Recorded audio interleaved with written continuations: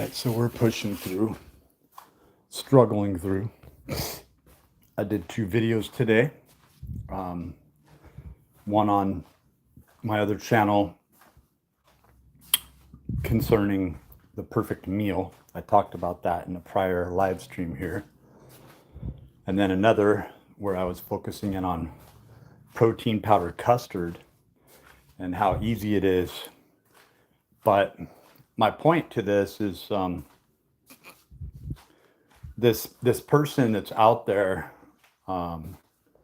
that is a proponent for this. So he was, if you look at the guy's channel, I'm not even going to mention his name. If you look at his channel, he was a carnivore. He was cutting back on all the carbohydrates. That's how he got lean. That's how he got ripped. But is it? He was pushing PEDs the entire time and obviously was struggling quite a bit with his lower belly fat, even being on PEDs and being on carbohydrate restricted. It's very difficult to do when somebody is on even a base of testosterone. It's usually enanthate and frequent injections of test suspension that just sort of elevates the testosterone at certain times, certain windows, right, that follow a natural circadian cycle. But he is a real hypocrite, doesn't really understand nutrition. He's a very dangerous person to listen to. And he was recently on Danny Jones touting this high sugar diet. And I'll tell you what happens is, so he's on anabolics, right? And all the sugar is pumping directly into his muscle cells. He doesn't realize it, but it's, everything else is coming out of his tissues and his bone, right?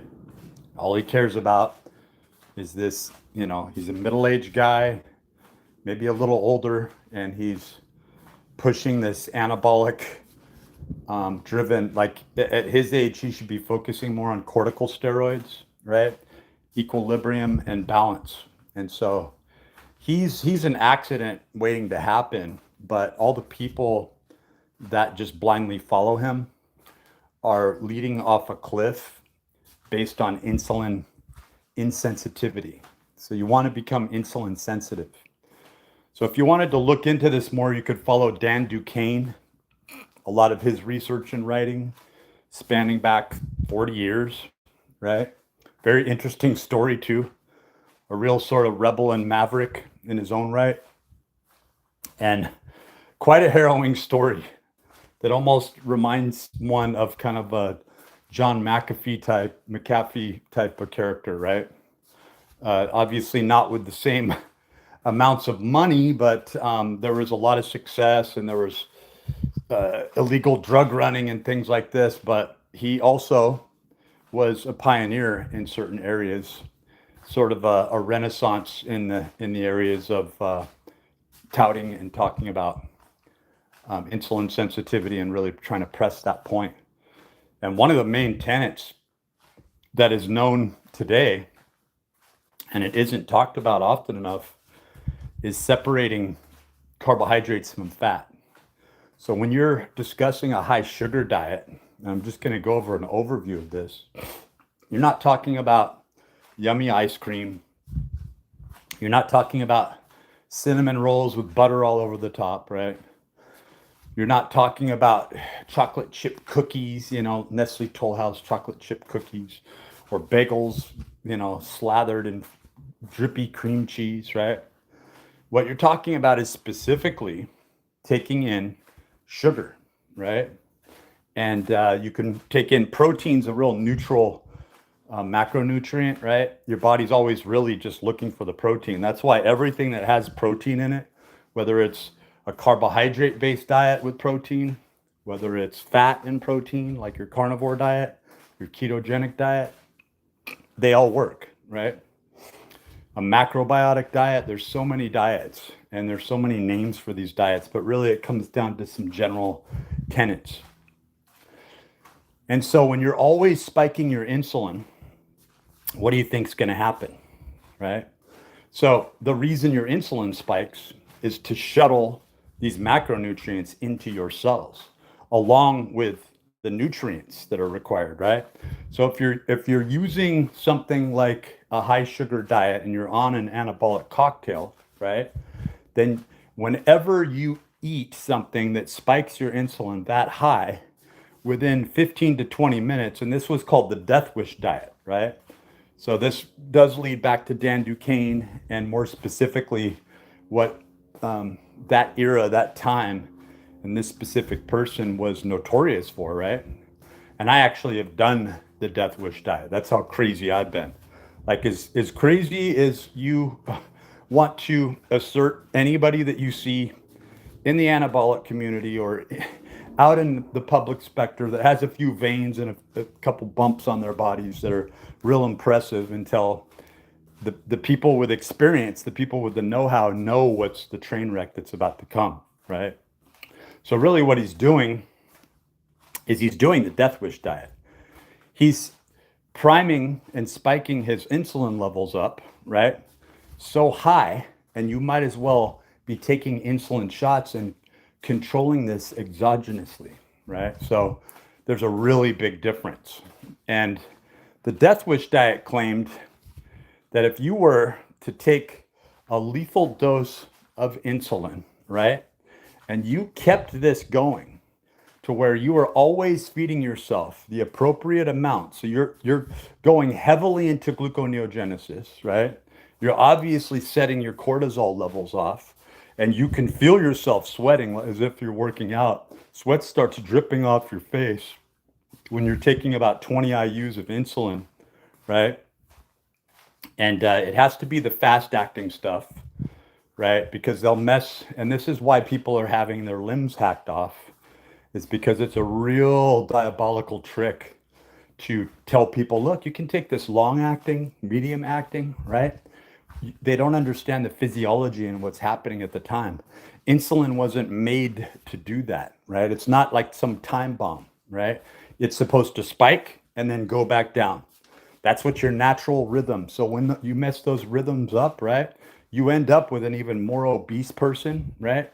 And then you end up with somebody. So what I'm telling you is the pharmaceutical industry knows ahead of time what they're doing. They know that people are then getting on this long acting insulin, they're going to lose limbs, right?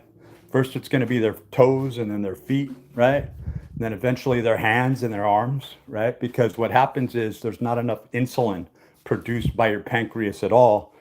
And then your insulin, you just took this long acting insulin thinking this will do the trick, but your body is requiring, right, an insulin shot in the immediate as your blood sugar spikes and your metabolism are all fucked up, right? So you have to heal yourself. And it starts with your gut. It starts with your microbiome, right? If you've got cancer, you want to starve away those cancer cells, so you would do just the opposite. But when you're starting with your gut health, glutamine is the number one thing that you want to look at. It's the most dominant amino acid in the human body. It's the first thing that you'll be using when you go into gluconeogenesis, right? So if he's doing this sugar diet, right, and he's keeping his calories low, and he's losing body fat, as he claims, because his whole claim is that he's taking less calories in all around, right? So and this is true. Like, this is what the early tests on calories presumed, and have not been, like, there was even the death of the calorie that came out some years back, right?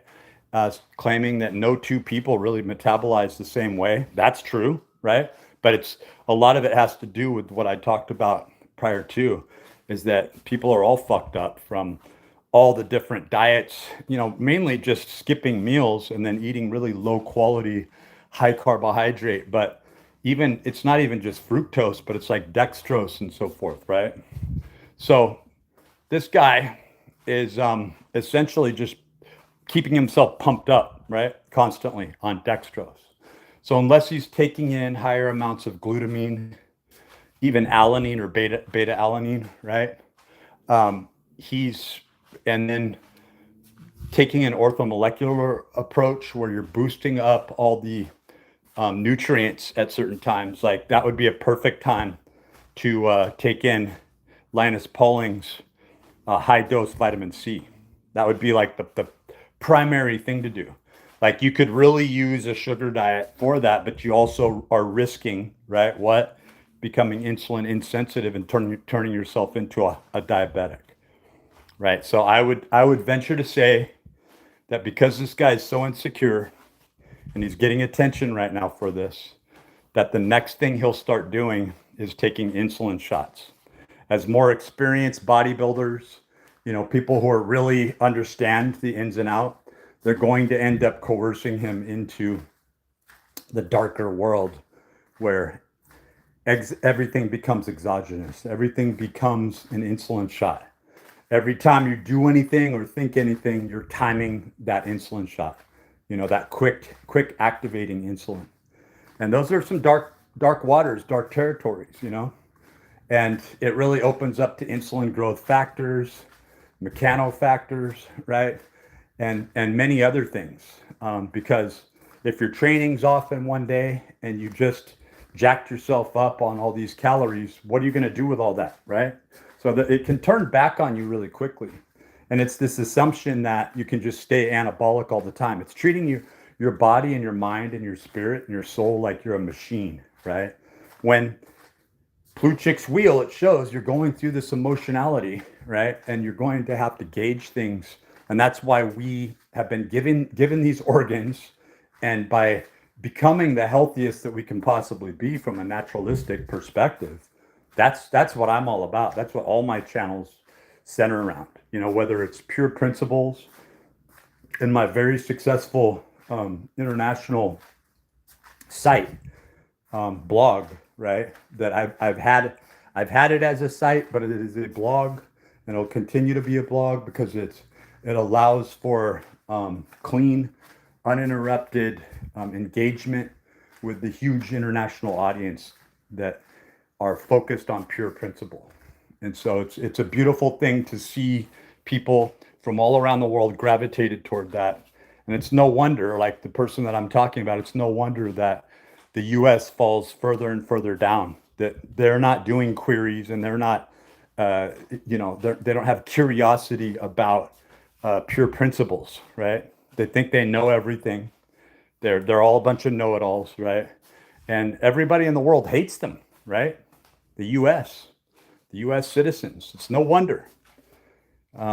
So when I see this kind of thing and I see this type of behavior, it's not only embarrassing, but it's insulting because there's an assumption that several people out there aren't going to know exactly what you're talking about, exactly what you're doing, how faddish it is, but how much damage it's going to cost your average everyday person that is not on anabolics, right? They're not taking this cocktail that's keeping them into this anabolic drive. So when they try to do the high sugar diet, they're going to get all fucked up. Their insulin levels are going to get messed up. And this leads into metabolic syndrome and other very chronic ailments. So, when you go back to an adage, like, when you look at the food pyramid, right, and as evil as it seems, and as ridiculous as it seems to a lot of people who start doing carnivore or they start understanding about gluconeogenesis, right, the protein-driven, really, ghrelin is the driving force behind a lot of this. And without some form of fasting, early morning fasting, you're not even going to get the most out of the whole bioluminescent aspects that we talk about on this channel either, that have to do with aromatic amino acids and using amino acids, basically to break it down into a very simple term, but this isn't really how it works. It's the carbon skeletons of the protein, right? So you want to force feed yourself, not insulin, not sugar spikes, right? You always want to keep that insulin level under control. And so when I talk about going into gluconeogenesis, that's when you let it get out of control a little bit, but you're still following your body's natural algorithm of how it would deal. So it's brought about by hunger, right? So you get that hunger mechanism way up, right? And then, like I said, once you go into gluconeogenesis, your body starts to use glutamine first, then it starts to use beta alanine. It might start to use theanine, glycine that's heavily correlated to serine. Serine is blood glycine, right? And it's heavily correlated to depression, right? So low glycine levels, low serine levels, but not necessarily, right? You have to look at all the other nutrients that are involved there. And amino acids compete with one another. So most of this is prompted by exercise. Like when I say that, I'm walking right now, and I walk all day throughout the entire day, every time that I can. Whenever nobody's around, I pace back and forth for hours and hours. I'm not neurotic. I'm not going nuts. In fact, it's very leveling and it keeps me sane. But I don't have a problem with sanity.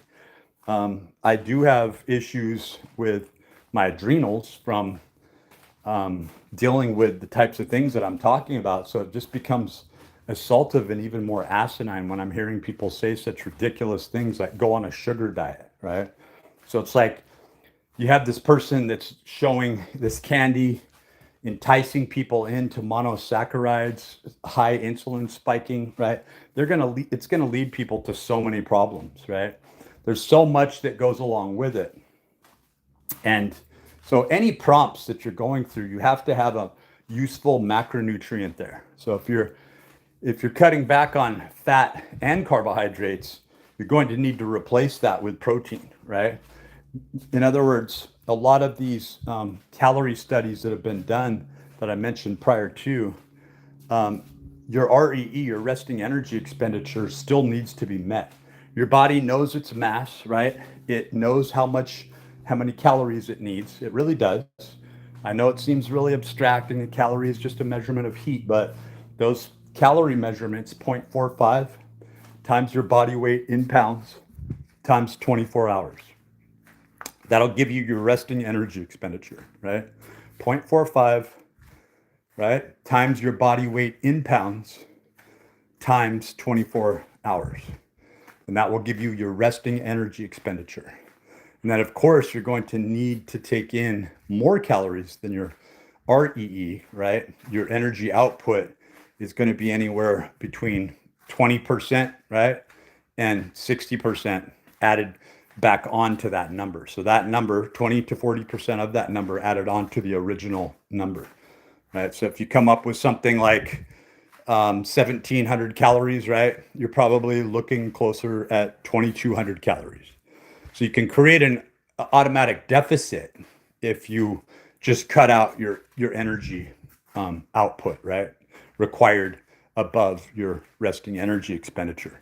It's a really simple thing to do. It puts you very accurately right where you're supposed to be. If you follow that guideline, you'll be amazed. So there were, Time Life did these studies years ago where they determined, I think it was like your average person has something like 30 trillion fat cells, right?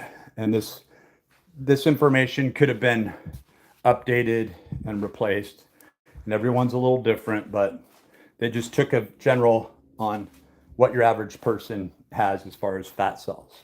And the obese people had something like 3 times that. Like there was these obese people that they tested that had like 90 trillion fat cells.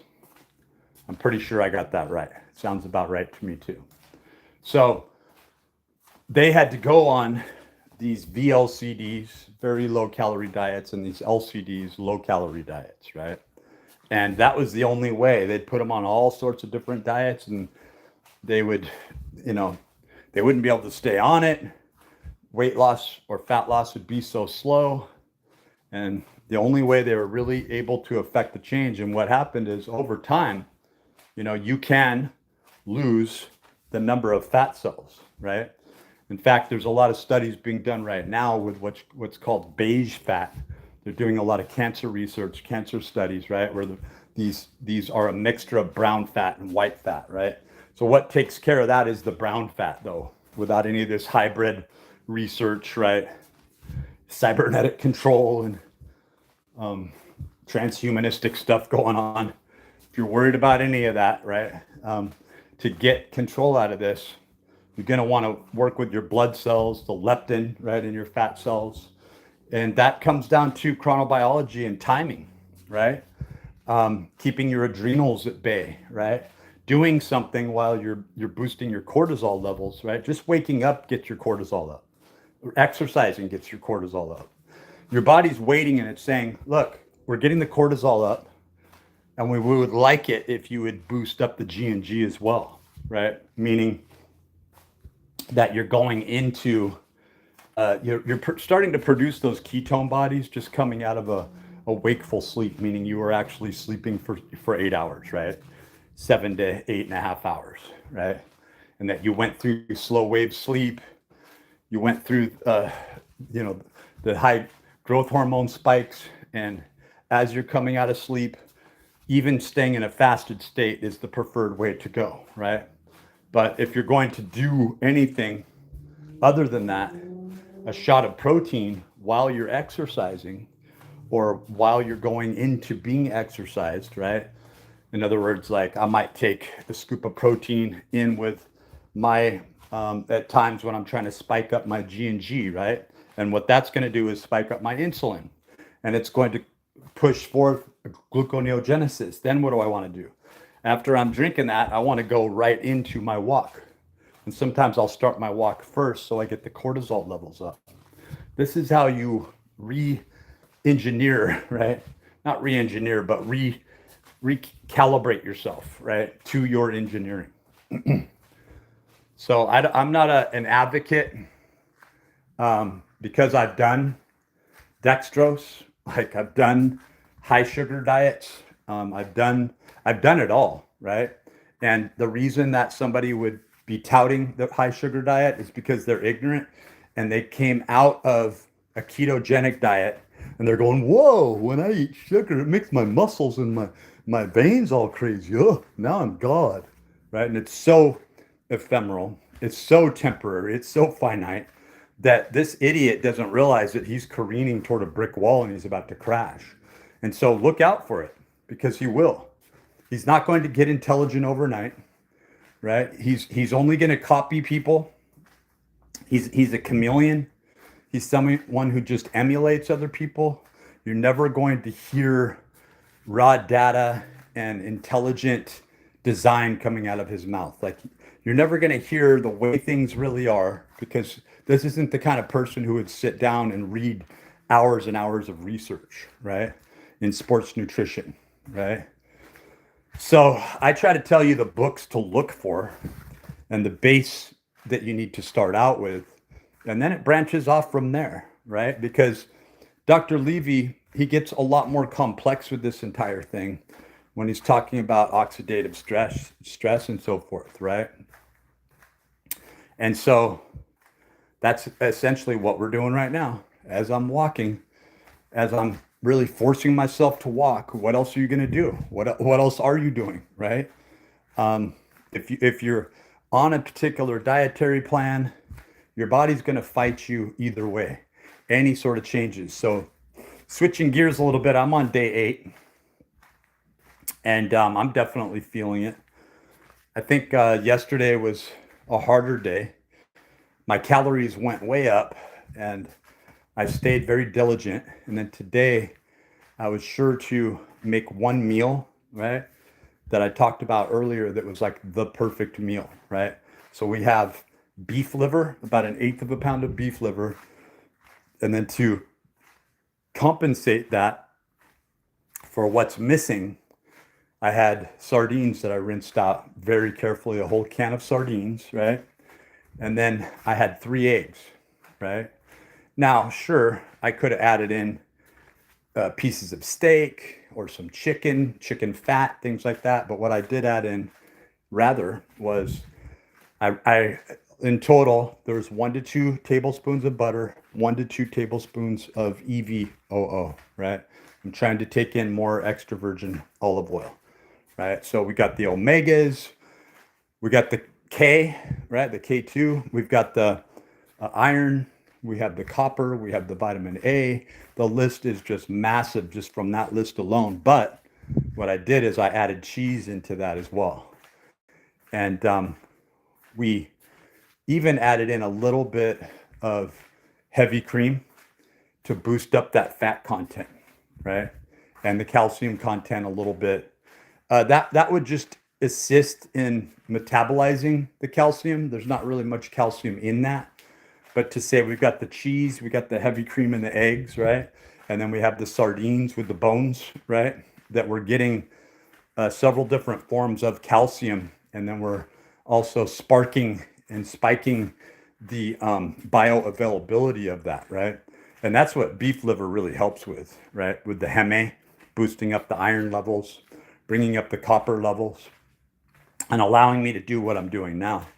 Then later in the afternoon, after that really delicious, surprisingly delicious, kind of a light meal. Like it looks really dense. You have all these nutrients in there, but 10 bites later, it's gone, and it's not like I'm feeling full, right?